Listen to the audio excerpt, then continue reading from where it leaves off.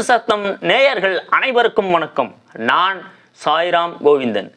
தாவேகா தலைவர் விஜய் அவர்கள் ஒரு நடிகராக மட்டும்தான் உங்களுக்கு தெரியும், கட்சி தலைவராக மட்டும்தான் உங்களுக்கு தெரியும். ஆனால் இவருக்கு பல்வேறு முகங்கள் உண்டு. கல்வியை இலவசமாக தரேன்னு சொல்கிற விஜய் அவர்கள் விஜய் வித்ராசமம் என்ற சிபிஎஸ்சி கல்வி சாலையை நடத்துகிறாரு. இலவசமாக கொடுக்க போகிறேன் கல்வியை அப்படின்னு சொல்கிற விஜய் அவர்கள் சிபிஎஸ்சி பள்ளியை நடத்துறது எப்படி இருக்குது? ஒரு மனுஷன் பொய்யா நடிக்கிற மாதிரி தானே இருக்குது. இலவசமாக இவர் கல்வியை தரேன்னு சொல்கிற இவர் ஆரம்ப காலத்திலிருந்து அரசு பள்ளிகளுக்கு பல்வேறு கழிவு அறைகளை கட்டி கொடுத்துருக்கலாம், நூலகத்தை கட்டி கொடுத்துருக்கலாம், பள்ளி மாணவர்களுக்கான இருக்கைகளை கட்டி கொடுத்துருக்கலாம், விளையாட்டு பொருட்களை வாங்கி கொடுத்துருக்கலாம், அட்லீஸ்ட் மரக்கன்றுகளாவது வாங்கி கொடுத்துருக்கலாம். எந்த ஒரு உதவியும் செய்யாத இவர் அரசியலுக்கு இப்போ வர இந்த 2-3 வருஷமாக தான் 12வது வகுப்பு படித்த மாணவர்களுக்கு முதல் மதிப்பெண் எடுத்த மாணவர்களுக்கு பரிசு பொருட்களை கொடுக்குறாரு. இது எவ்வளோ பெரிய நாடகம் என்பதை நீங்கள் பார்க்கணும்.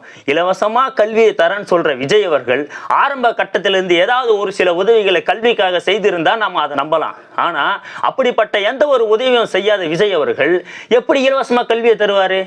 அடுத்து ஒரு ரியல் எஸ்டேட் பண்ணுறாரு.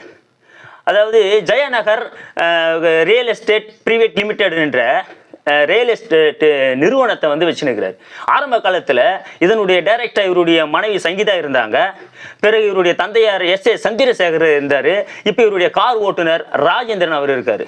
அவர் தான் ஜெயநகர் ரியல் எஸ்டேட் பிரைவேட் லிமிடெட்டுடைய இப்போது கரண்ட்லி இருக்கிற டைரக்டர். அதாவது விஜயுடைய கார் ஓட்டுநர் தான் விஜயுடைய பினாமி. அவர் விஜயுடைய பினாமி தான் இந்த ராஜேந்திரன். அவருடைய பையனுக்கு தான் சீட்டு குத்திருக்காரு விஜய்.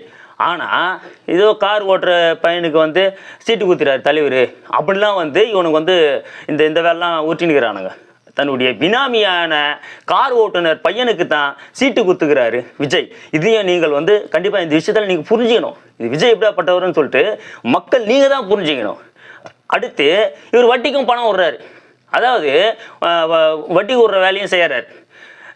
கோகிலாம்பாள் கல்வி அறக்கட்டளை, அந்த அறக்கட்டளைக்கு சுமார் 20 கோடி ரூபாய் கடனாக கொடுத்துருக்காரு. கோகிலாம்பாள் அறக்கட்டளை என்பது கோச்சிங் சென்டர், அதாவது நீட் எழுதும் மாணவர்களுக்கான பயிற்சி மையம். அது ஒரு பிரைவேட்டான நீட் கோச்சிங் சென்டர். அது இன்னொரு பக்கம் நீட்டுக்காக உயிர் நீத்த சகோதரி அனிதாவின் மரணத்திற்கு அவர் வீட்டுக்கு சென்று ஆறுதல்